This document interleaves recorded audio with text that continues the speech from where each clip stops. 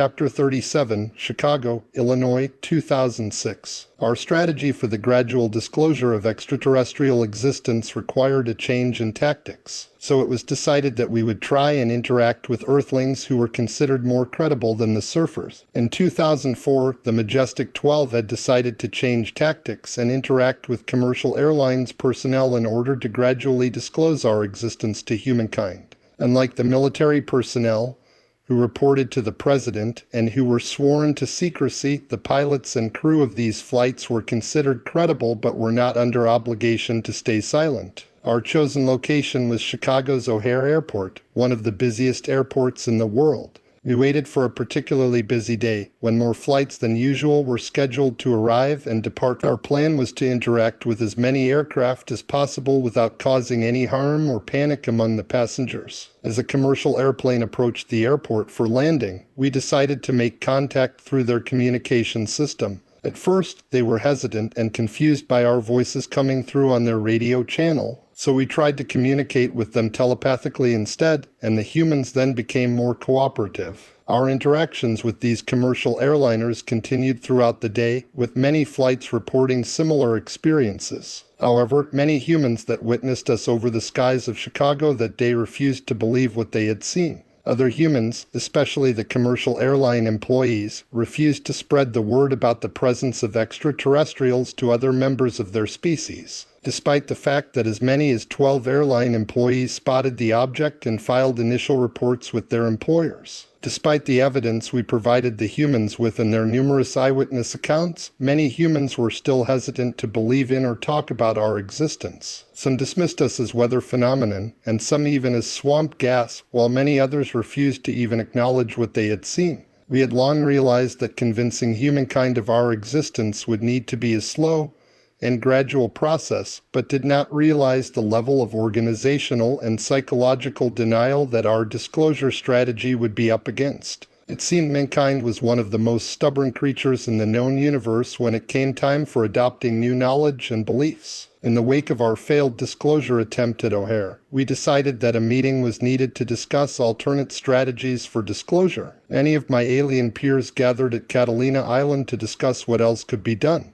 This was not a formal intergalactic conference, as it was already agreed upon that the strategy of gradual disclosure would be pursued, but instead was a smaller, less formal meeting about alternative ways to make the humans comprehend that they were not alone in the universe and to understand that they were under greater threat from each other than they were from interplanetary beings. We discussed what had happened at O'Hare and agreed that it was time for us to consider alternative methods of disclosure. It seemed that no matter how much evidence we provided or how many sightings occurred, the majority of humans were still in denial about our existence. One idea proposed was to make our presence known through popular media such as movies and television shows. This would slowly acclimate humans to the idea of extraterrestrial life without causing too much disruption or fear. Another suggestion was to interact directly with influential world leaders and celebrities in order to gain their support and spread awareness about our existence. This was considered to be a risky move as it could potentially cause chaos and panic among the general population if leaked prematurely. It became clear that while our gradual disclosure strategy had its challenges, it was still the most viable option. But it was also clear that we needed more time for humankind to slowly adjust and accept our existence at their own pace. The topic of human emotions and empathy was brought up by my peers. They suggested that perhaps the reason why humans were so resistant to accepting our existence was due to their fear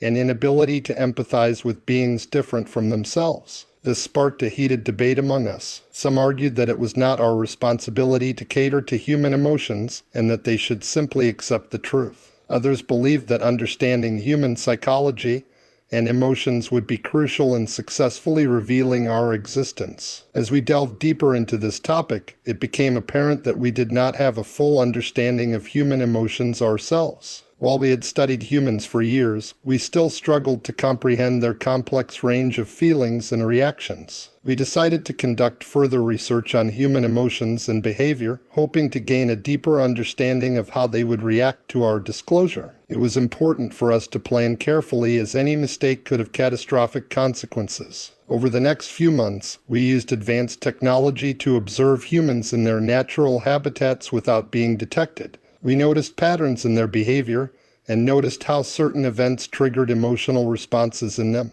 Through this research, we realized that humans were driven by fear, which made them resistant to change and new information. This fear also led them to discriminate against those who were different from them. But at the same time, we discovered that humans were capable of great love, compassion, and empathy towards others as well. It seemed that while they may struggle with fear-based reactions initially, they also had the potential for immense growth and understanding. This newfound knowledge led us back to our initial discussion about alternative strategies for disclosure. Instead of trying to force humans into accepting our existence through evidence or media exposure, perhaps it would be more effective to appeal to their emotions and empathy. One of the main ideas we came up with was highlighting the similarities between ourselves and humans rather than focusing on our differences. We discovered that humans were more likely to accept beings they could relate to, so we decided to use this to our advantage. We began by compiling a list of qualities and characteristics that were common between us